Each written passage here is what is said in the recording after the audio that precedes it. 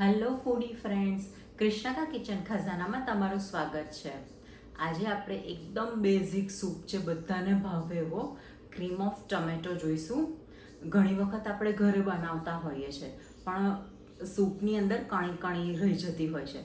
તો restaurant style એકદમ clear soup કેવી રીતે બનાવો એ આપણે આજે જોઈશું. જો તમને મારા વિડીયોઝ પસંદ આવતા હોય તો લાઈક કરો, શેર કરો અને સબસ્ક્રાઈબ કરો.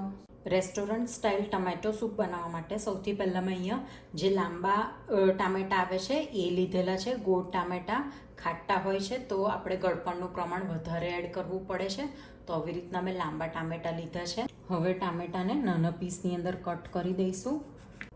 ટામેટાના નાના પીસ કરવાથી ટામેટાં જલ્દી ચડી જશે.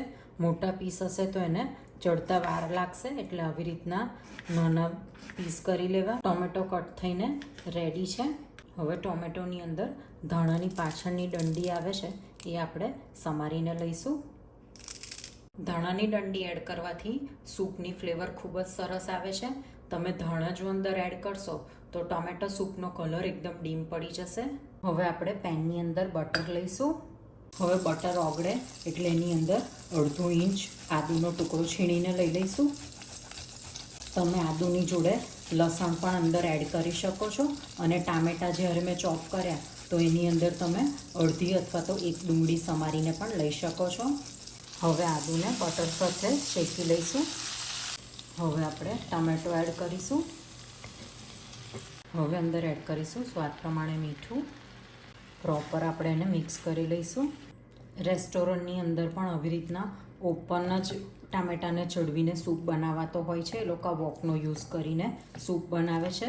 જનરલી આપણે પ્રેશર કુકરની અંદર ટામેટાં બાફીને સૂપ બનાવી દેતા હોય છે, પણ એનો ફ્લેવર એકદમ માઇલ્ડ થઈ જાય છે. ઘણી વખત આપણે ઘરની અંદર સૂપ બનાવતા હોય તો એની અંદર બીટ નાખી દેતા હોય છે, અંદર ગાજર નાખી દેતા હોય છે. તો રેસ્ટોરન્ટ જે ફ્લેવર આવતી હોય સૂપની એવી ઘરે નથી થતી. તો તમે આવી રીતના જરૂર ટ્રાય કરજો. એકદમ ફાઇન સરસ ટોમેટો સૂપ બનીને રેડી થશે. હવે ટામેટાને આપણે 5 મિનિટ ઢાંકીને ચડવા દઈશું. 10 મિનિટ જેવું થઈ ગયું છે. આપણે ચેક કરી લઈશું. ટામેટાં ખૂબ જ સરસ ચડી ગયા છે. સ્પેચ્યુલાથી આપણે મેશ કરી લઈશું. હવે અંદર એડ કરીશું 3 કપ પાણી. હવે અંદર એડ કરીશું મરીનો પાવડર. અત્યારે હું બ્લેક પેપર યુઝ કરી રહી છું, તમે વ્હાઇટ પેપર પણ યુઝ કરી શકો છો. હવે હાફ ટીસ્પૂન જેટલું આપણે કશ્મીરી લાલ મરચું એડ કરીશું, જેનાથી ખૂબ જ સરસ કલર આવે છે અને એકદમ લાઇટ સ્પાઇસીનેસ આવી જશે. હવે ફ્લેવર એન્હાન્સ કરવા માટે આપણે થોડોક કેચઅપ લઈશું. પ્રોપર આપણે મિક્સ કરી લઈશું. હવે એક ઉભરો આવે ત્યાં સુધીને આપણે ઉકાળીશું. સૂપ હવે ઉકળવા લાગ્યો છે. ગેસ બંધ કરી દઈશું. આપણે હવે સૂપને સૂપ સ્ટ્રેનરથી ગાળી લઈશું. ટમેટોને આવી રીતના મેશ કરતા જઈશું અને એને ગાળતા જઈશું. બ્લેન્ડરની મદદથી જો તમે એને ક્રશ કરશો તો ટામેટાના બિયા પણ અંદર બ્લેન્ડ થઈ જશે, જેથી એનો થોડો કડવો ટેસ્ટ આવે છે. તો આવી રીતના ગાળીને લેશો તો એકદમ પરફેક્ટ તમને રેસ્ટોરન્ટ સ્ટાઇલ સૂપ તમે ઇઝીલી ઘરે બનાવી શકશો. હવે લાસ્ટમાં બિયા અને એની સ્કીન જ રહી છે, એ આપણે હવે એને ડિસ્કાર્ડ કરીશું. હવે સૂપને આપણે ગરમ કરીશું.